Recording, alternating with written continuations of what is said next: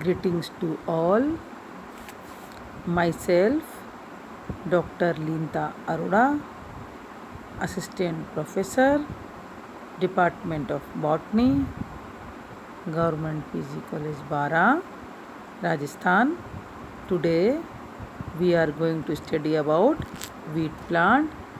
आज हम गेहूं के पादप के बारे में डिटेल स्टडी करेंगे. इकोनॉमिक इम्पोर्टेंस ऑफ व्हीट, गेहूं के पादप का आर्थिक महत्व.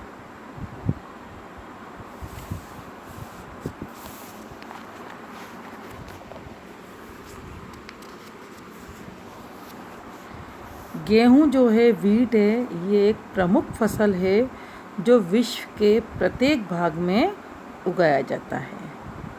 संपूर्ण विश्व की लगभग 1/3 आबादी अपना भोजन गेहूं से प्राप्त करती है. गेहूं में उपस्थित ग्लूटीन के कारण इसको आटे के रूप में प्रयोग किया जाता है, जिससे कि उत्तम व स्वादिष्ट चपाती, ब्रेड इससे बनती है. Botanical name of and economic importance of wheat. Local name गॉम, English name wheat, family gramineae. Botanical name Triticum aestivum. Origin soft wheat, bread wheat and hard wheat, red wheat. वानस्पतिक नाम क्या है इसका? टिट्रिकम एस्टिवम है. कुल कौन सा है इसका? ग्रेमिनी या पोएसी इसका कुल है. सामान्य नाम क्या है? कॉमन नेम इसका क्या है? गेहूं.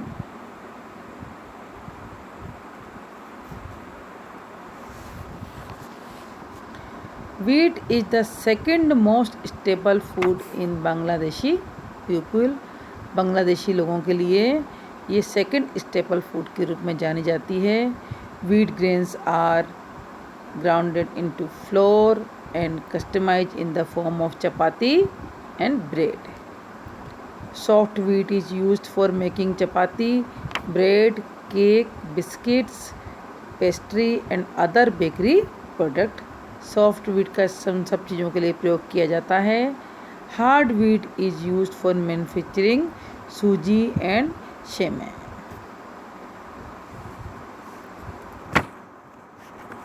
इन areas where rice is a staple food grain, wheat is eaten in the form of puri and other product like singhara and samosa. It is also used for making flakes and sweet meats like kheer and शीरा. ये खीर और शीरे के रूप में भी ये काम में आती है. Wheat grains is used for preparing starch. गेहूं के दानों का प्रयोग स्टार्च के निर्माण में भी होता है. Wheat straw is used for fodder and mulching material.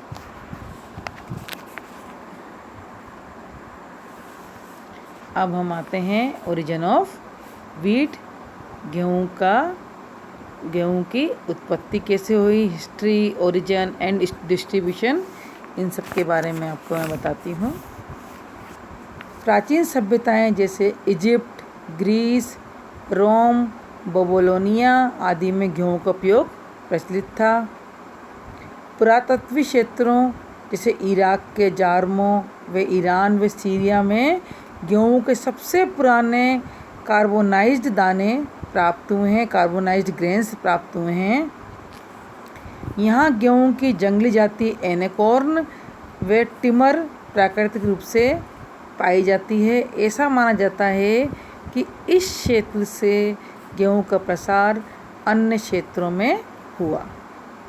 Harappa व मोहनजोदड़ो सभ्यता की खुदाई में भी गेहूं के जीवाश्म प्राप्त हुए हैं. Nikolai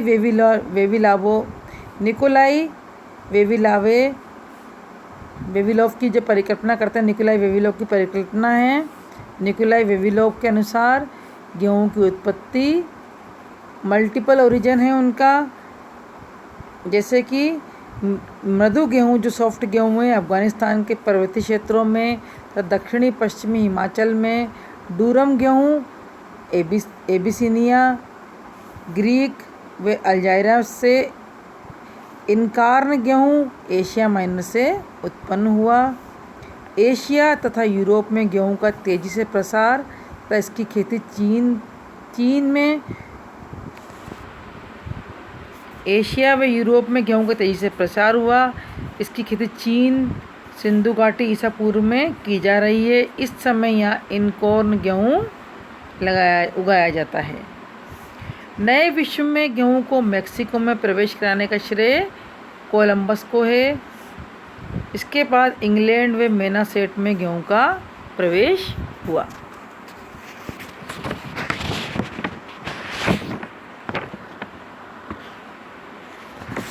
wheat growing region in world and India. संपूर्ण विश्व में गेहूँ की खेती की जाती है। विश्व का सर्वाधिक गेहूँ उत्पादक देश कौन है?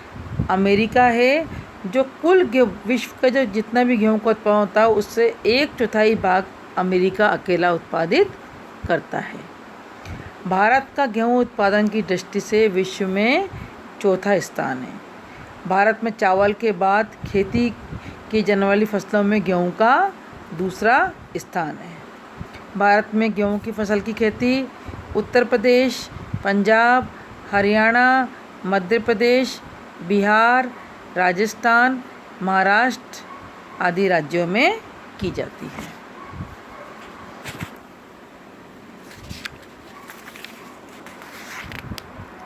Climatic requirements for wheat cultivation.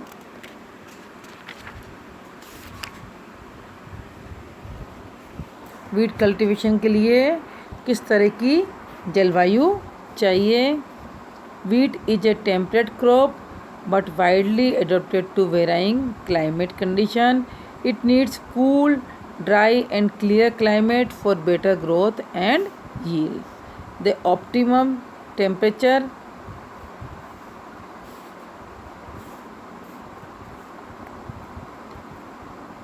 ranges बच्चों ये थोड़ी सी लाइन गलत लिखी हुई है 70 डिग्री से 10 to 10 degree. The rainfall requirement is 750 to 1600 mm per year. Hot and humid climate is harmful because it encourages the infestation of disease like rust, root rot, etc. In early growth stage, it required cool temperature and dew formation, which increases tillering. Very low temperature, cloudy atmosphere and frost during grain filling stage is harmful. विश्व में सभी भागों में गेहूँ की खेती की जाती है। गेहूँ की उत्तम वृद्धि हेतु गर्म शीतोष्ण वार्म टेम्परेट जलवायु, जहाँ औसत वार्षिक वर्षा 70 से 210 सेंटीमीटर हो, अच्छी मानी जाती है। इसे भारत के दक्षिणी व उत्तरी क्षेत्रों, पहाड़ी में बसंत व शरद दोनों ऋतुओं में उगाया जाता है। Soil requirement for wheat cultivation. Wheat crop is grown in different type of soil ranging with desert soil to heavy clay, well drained fertile clay, loam soil having moderate water holding capacity are ideal for irrigated wheat. Heavy soil with open structure which can retain the monsoon rainfall for longer period is ideal for dry wheat crop. In MS black soil are most suitable for cultivation of wheat. गेहूँ के लिए दोमट मिट्टी जो होती है, लोम दोमट मिट्टी, बालू दोमट, सैंडी लोम तथा काली मृदा उपयुक्त मानी जाती है। में ब्लैक सॉइल उपयुक्त मानी जाती है। गेहूँ की अच्छी पैदावार हेतु उर्वरक के माध्यम से पोषक तत्वों को डालना भी आवश्यक होता है।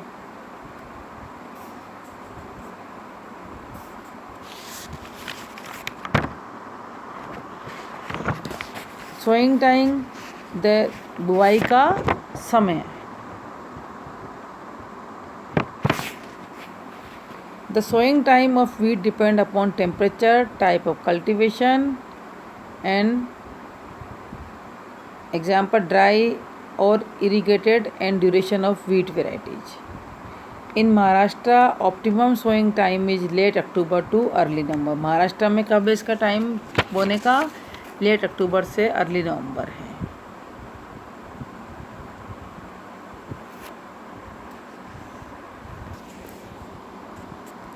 अब हम इसकी मॉर्फोलॉजी पर आते हैं. Botanical character, habits, annual 60 to 150 centimetre in height. गेहूँ का पादप अल्पजीवी, लगभग 6 माह, 1 वर्षीय एनुअल और 2 से 5 फीट लंबी वार्षिक घास है.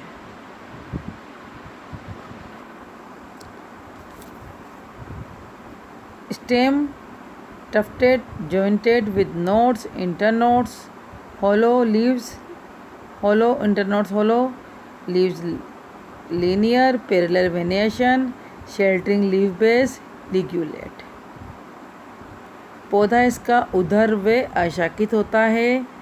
स्तंभ बेलनाकार व खोखली पर्व एवं ठोस पर्व संधि युक्त होता है. निचली आधारी पर्व संधि से तल शाखन टिलरिंग होता है जो गुच्छे में होता है. इस पादप की जड़ें अपस्थानिक व रेशेयुक्त होती हैं. गेहूं में पर्ण एकांतरित समांतर शिरा विन्यास युक्त होती है जिसे 4 भागों में बांटा गया है. ब्लेड और लेमिना, लीफ शेप, लिग्यूल और ओरिकल, यानी कि फलक, पर्णच्छाद, लिग्यूल और पाली. अब हम इसके आते हैं इन्फ्लोरेसेंस पर. Erect terminal spike of spikelets called as ear head of grain.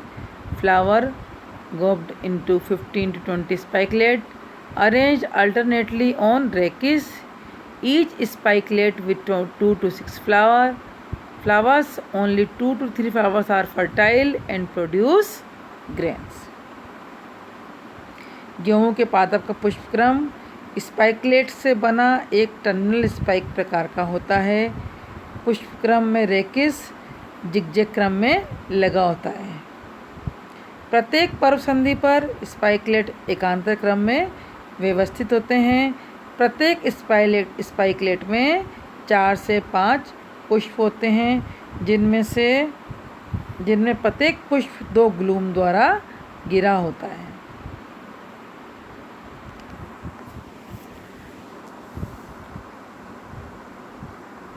Flowers style glume 2, loose and broad, pale rounded at the back, stamens 3, anther versatile, carpel with 2, hairy style, ovary superior. 3 पुंकेसर व 1 अंडक मिलकर प्रत्येक पुष्प में जनन भाग को बनाते हैं. फ्रूट्स कैरियोप्सिस होता है इसका. Oblong, plump and swollen, 5 to 10 millimeter long with a shadow ventral groove. गेहूँ का फल कैरियोप्सिस होता है जो एक बीजीय होता है. इसे दाना भी कहते हैं, ग्रेन कहते हैं जिसे. ये सफ़ेद, लाल, चमकदार, हल्के पीले दाने की ऊपरी सतह इसकी चिकनी होती है जबकि इसकी वेंट्रल सरफेस चपटी लंबवत खांचयुक्त होती है. दाने की बाहरी सतह ग्रेन कोट कहलाती है. गेहूं के दानों में starch 60 to 80%, protein 8 to 15%, fat 1.5 to 2%, खनिज 1.5 to 2%, विटामिन्स बी, ई तथा जल इसमें 12% इसमें होता है. बच्चों धन्यवाद. बच्चों अभी मैं इस वीडियो को मॉर्फोलॉजी तक ही इसको कंप्लीट कर रही हूँ. नेक्स्ट वीडियो में हम वीट की processing and economic cultivation, processing and economic importance के बारे में स्टडी करेंगे. थैंक यू बच्चों. Thank you so much. धन्यवाद बच्चों।